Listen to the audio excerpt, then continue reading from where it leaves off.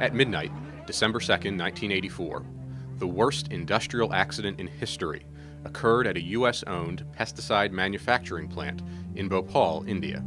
It was a reactive chemical accident. Methyl isocyanate is highly reactive with water. Dennis Hendershot is an industry consultant in chemical process safety and has toured the now abandoned Bhopal accident site.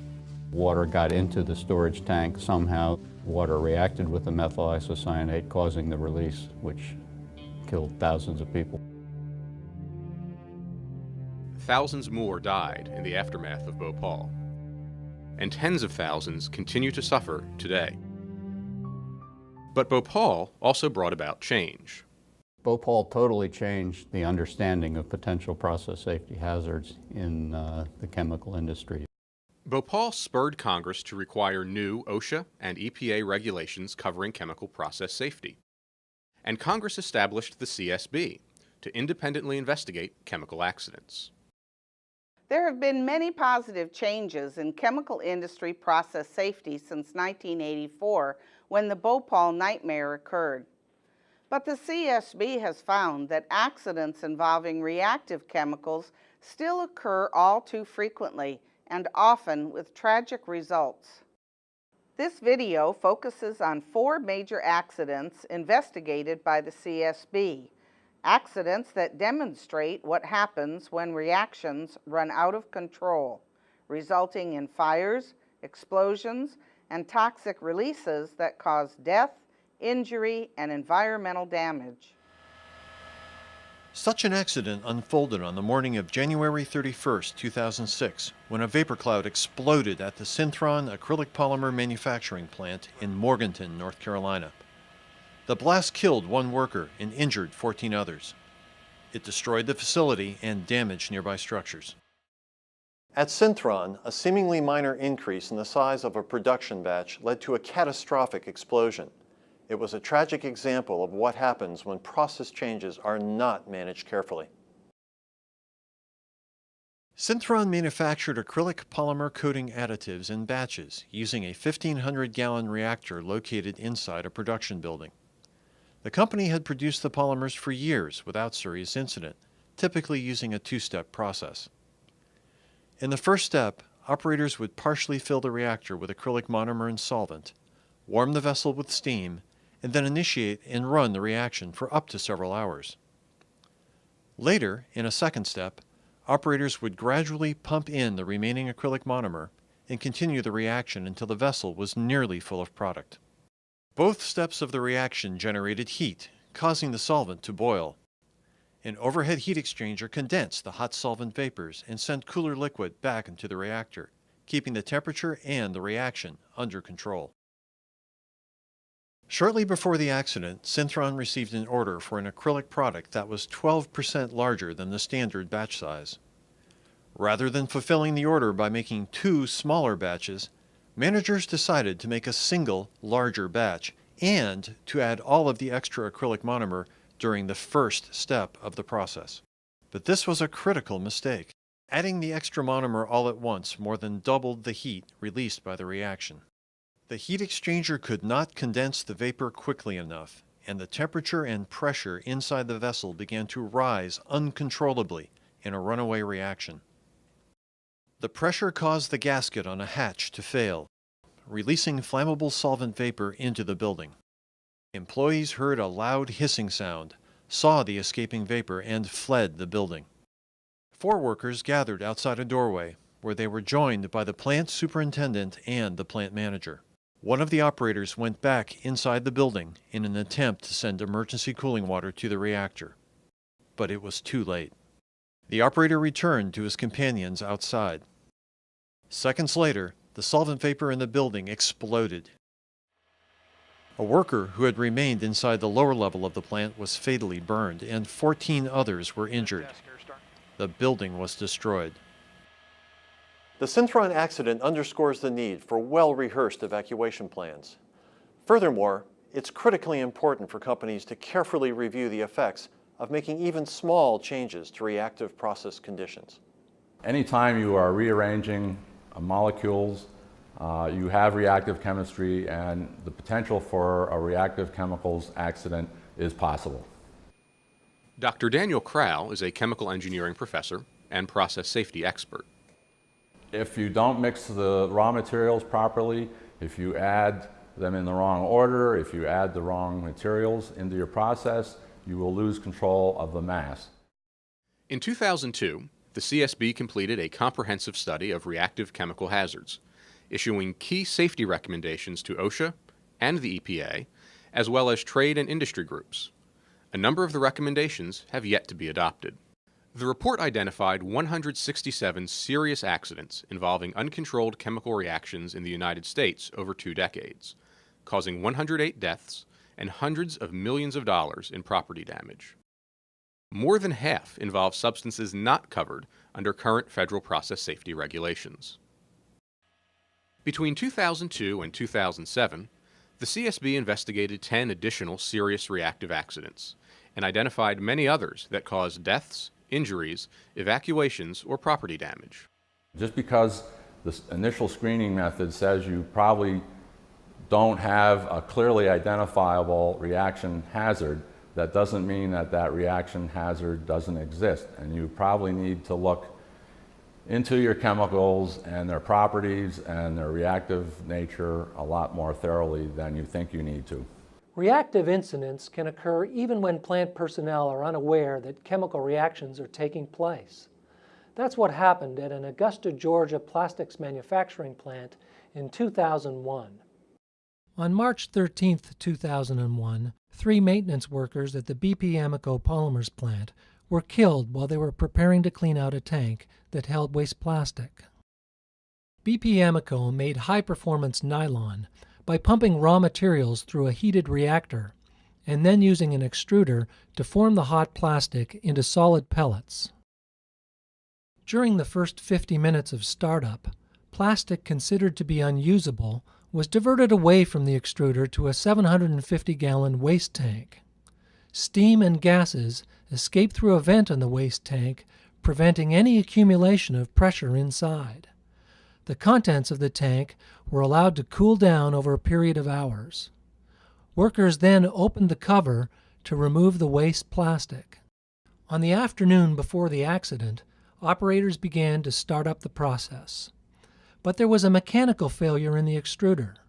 While the operators tried unsuccessfully to fix the extruder, the hot plastic continued flowing into the waste tank for an unusually long time. Supervisors eventually aborted the startup, but by then the waste tank had already overfilled with molten plastic. The excess plastic clogged the vent line and the emergency pressure relief line. With the lines and pressure gauge now sealed off, workers would have no reliable way of determining whether the tank was under pressure. As the outside of the waste tank gradually cooled, a hard plastic layer several inches thick formed around the inside surface of the tank. But closer to the center, the plastic still remained hot and molten. Unknown to workers, a slow decomposition reaction was occurring inside the molten plastic. Over a period of hours, the hot plastic molecules were breaking down, forming gas bubbles and causing a dangerous buildup of pressure. Just after 2 a.m., 12 hours after the startup attempt, 3 night shift workers approached the waste tank to clean it out. The workers began to unbolt the cover of the tank. After they had removed half the bolts, the extreme pressure blew the 1,750-pound cover off the tank with explosive force and ejected hot plastic over a wide area. The waste tank recoiled backward, breaking hot oil pipes and creating a vapor cloud which ignited 6 minutes later. 2 of the maintenance workers were killed instantly when the tank cover blew off. The third was pronounced dead on arrival at a hospital. This accident shows how even slow chemical reactions that don't produce any heat can still be hazardous. In this instance, company researchers knew that molten plastic could react to produce gas, but that information was not sufficiently incorporated in the design of the process or communicated to workers. I think that is one of the main issues. And it's not so much that nobody was aware of that information, but rather that the people who were actually operating the process didn't have the information or didn't have access to it. But somebody, somewhere, even within the same organization, often had that information. So a lot of the problem, I think, is education and awareness. If you was never in an explosion, it's a horrible feeling. You'll never forget it. Robert Oliver was a victim of a reactive chemical accident at Morton International in 1998 in Paterson, New Jersey. He and other survivors spoke about the human impact of such accidents at a CSB public hearing on reactive hazards in 2002. I hope this would help not the United States, but the whole world to be more careful or get more insight on the chemical that they're working with. I can remember when the fireball hit. I can remember being blown through the air. I can remember the fire. I remember the pain. I lost track of time. I went blank or something. I don't know how I got out of that area. If my coming here today should save one life or stop somebody else from going through the nightmare I have been living, then it's worth coming here and going through the pain of living it again. Thank you. The CSB's 2002 study found that over 90% of serious reactive chemical accidents involve hazards that have already been described in the publicly available literature. The board recommended that, to better understand reactive hazards in their processes, companies should consult multiple sources of information and conduct specialized testing if necessary. Collecting adequate safety information and data is especially important when scaling up a reactive process. On April 12, 2004, the MFG chemical plant in Dalton, Georgia, experienced a runaway chemical reaction. It caused the release of highly toxic vapors into a residential community. The CSB determined that the accident occurred because MFG did not safely scale up a chemical reaction from the laboratory to a large production vessel. MFG was contracted to manufacture 35,000 pounds of a plastics additive called triallocyanurate, or TAC. The company produced 3 trial batches of TAC by reacting aloe alcohol and cyanuric chloride inside a small 30-gallon test reactor. In the first 2 tests, operators controlled the exothermic, or heat-producing reaction by adding one of the raw materials in small portions. In the third test, all of the chemicals and a catalyst were combined in the test reactor at one time, which was the procedure that MFG later decided to use when scaling up to full production. This third test produced significant heat, but the water cooling jacket around the small vessel was able to keep the temperature low and control the reaction. However, MFG did not realize that compared to the small test reactor, it would be far more difficult to control the temperature in the 4,000-gallon production vessel. The surface area to volume ratio was much lower in the production vessel than in the test reactor. Starting the production process for the first time, operators loaded the large vessel with all of the cyanuric chloride powder and the catalyst. They then added all of the aloe alcohol and began mixing the chemicals. To control the temperature, MFG had rented a portable chiller and connected it to the cooling jacket on the vessel. But as soon as all of the raw materials were combined, the reaction began producing heat faster than the cooling system could remove it. The temperature increased uncontrollably, and with all of the raw materials already in the vessel, nothing could be done to control the reaction. The pressure inside the reactor climbed rapidly as the mixture heated. Suddenly, a gasket blew out, releasing toxic aloe alcohol and aloe chloride vapors into the atmosphere. About 10 seconds later, the emergency pressure relief rupture disc burst open, releasing more vapor. Unable to slow the reaction or contain the release, the operators were forced to evacuate to a safe location upwind. The toxic vapors quickly spread into the residential neighborhood east of the facility. Authorities ordered the evacuation of more than 200 families, but the town had not trained or equipped its emergency responders for such an accident. 154 people had to be decontaminated, including 15 police and ambulance personnel. This accident emphasizes the need for emergency responders to be fully prepared for a toxic chemical release. The CSB found the company could have prevented the accident by better understanding the chemical process and knowing how to prevent a runaway reaction. You don't want to be learning about chemical reactions in a 5,000-gallon vessel. You want to learn about it in a small vessel in the laboratory and understand what's going on so that by the time you get to the large manufacturing vessel, you already know those things. You don't want to get surprises on a large scale. A large 20,000-gallon reactor will run away a lot faster than a 1-gallon reactor that you're using in the laboratory. And somehow human nature is to believe that larger is slower, and in the case of reactive chemicals, a larger chemical reactor will actually run away a lot faster than a smaller chemical reactor. Chemical reactions where high temperatures cause decomposition can produce powerful explosions. Few people realize how much destructive energy can be released, as in the following accident at a Mississippi chemical plant. On October 13, 2002, an explosion tore apart a 145-foot distillation tower at the First Chemical Corporation in Pascagoula. 3 distillation towers at the facility separated and purified mononitrotoluene, or MNT, which is used in the manufacture of dyes and agricultural chemicals. The entire facility was shut down for routine maintenance. Plant operators decided to leave 1,200 gallons of MNT inside one tower during the shutdown. This would be safe at normal temperatures where MNT is stable.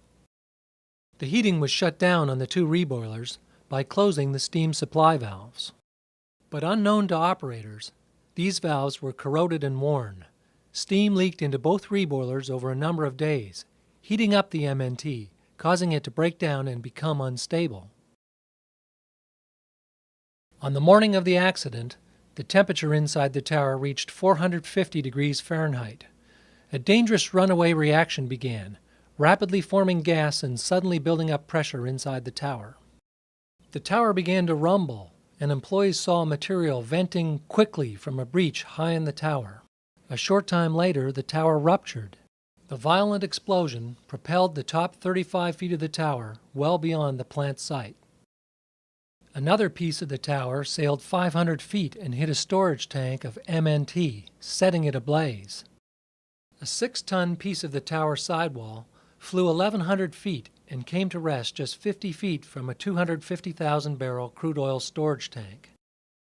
A piece of shrapnel nearly hit a 500,000-pound tank of toxic anhydrous ammonia. Metal packing covered in flaming chemical residue ejected from the tower and rained down across the facility and neighboring plants. The explosion knocked down 3 operators who had taken shelter just inside the control room door. As the CSB found in its 2002 study, and in 10 subsequent investigations, reactive accidents can have serious and tragic results. To prevent these accidents, companies should identify and thoroughly evaluate reactive hazards in their processes. Appropriate emergency pressure relief systems and other design safeguards need to be in place.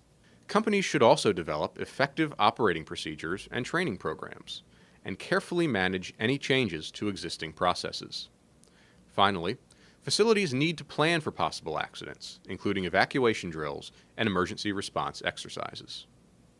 The most important thing to managing reactive chemistry hazards is that you have to have a thorough and complete understanding of your chemistry under design conditions and also under all foreseeable abnormal conditions. The main message I have is that we cannot avoid reactive chemical hazards. However, chemical plant accidents involving reactive hazards are unacceptable.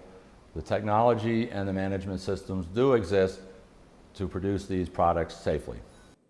Much progress has been made in chemical process safety since the Bhopal accident in 1984. But deaths and injuries continue to occur from uncontrolled chemical reactions, and significant gaps remain in federal regulations and industry programs to control reactive hazards.